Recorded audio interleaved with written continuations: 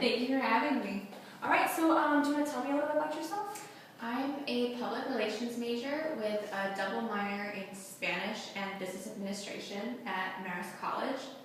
I think that the Spanish and the public relations really speaks to how interested I am in how people communicate and in other cultures. When I was growing up, I was always hearing stories about my mom when she would backpack through Europe in college. I think that really sparked my interest in cultures. So as I got older, my love just grew and grew. Actually, a couple years ago, I was going through the newspaper and I found an ad that was asking for a volunteer to come tutor refugees in English. I was really excited, so I took the initiative and I applied for the job. And I showed up and was completely out of my comfort zone because I did it by myself. And I was working with people from Somalia, Iraq, and Puerto Rico. It was really cool. But the adults were kind of timid when they were dealing with me, and that was largely because of the language barrier between us. And what I found worked the best was when I was smiling and really positive. The refugees seemed to respond to that really well, and they were more open to working with me. You know, at the end of the summer, my superior came and approached me and told me that it was because of my positivity that the refugees were so willing to work with me, and that because of that, I was a very effective communicator. Yeah, that's really great. What would you say your greatest weakness is? I would have to say math. When it comes to simple math, I'm okay. But when it gets into formulas or budget, sometimes the numbers kind of get jumbled in my head. So whenever I was in a math class, I would identify what I was specifically having an issue with, and I would go to my dad because he's really good with math. And probably the most helpful advice he gave me was to take the problem and break it down into smaller sections and approach it individually and then synthesize all that information so that I would be able to solve the problem overall. I found that advice I can apply to all other problems I face in my life as well. Whenever I'm faced with a problem, I think it's important to take a step back, look at parts of the problem, and then solve them individually so as not to overwhelm myself. That's good. How do you handle stress and pressure?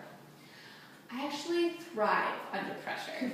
I worked in concession stands, and I also worked in the box office at the New York State Fair, where I was constantly dealing with these large rushes of people. And I found that I was working very effectively, and I was able to delegate to other people jobs. And I found that I produce my best work when I'm under pressure. I know that this job would require me to work under tight deadlines, and that is something that definitely does not intimidate me at all. Great. And now, Nikki, why do you want this job? I've always been interested in international relations and other languages and cultures.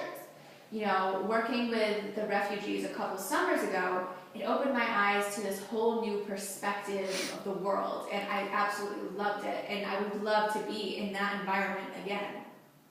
I also think that it's a great opportunity for me to apply my major and my interest in other cultures and combine it and apply it to a real-world setting. I think that my experience and my personality would be perfect for this job. Tell me about a time you had to take the initiative. Probably last semester, I was working with a business group. There was 5 of us. We had to make a business plan and a promotional idea for the Hudson Valley Renegades. At the beginning, we set out individual roles for each person, like leader, devil's advocate, secretary, stuff like that. So as the weeks went on, though, I noticed that the guy that we appointed to be the leader wasn't really fulfilling his job. He would show up late to the meetings and never really took the initiative. So I stepped up to the plate and kind of unofficially took on that leadership role. I edited all of the 40 pages of the business plan, and also another thing that I found really helpful was I looked at each individual and I noticed what they were really good at, whether it be editing or digital media, and I delegated tasks to those people in the areas where I thought they really thrived.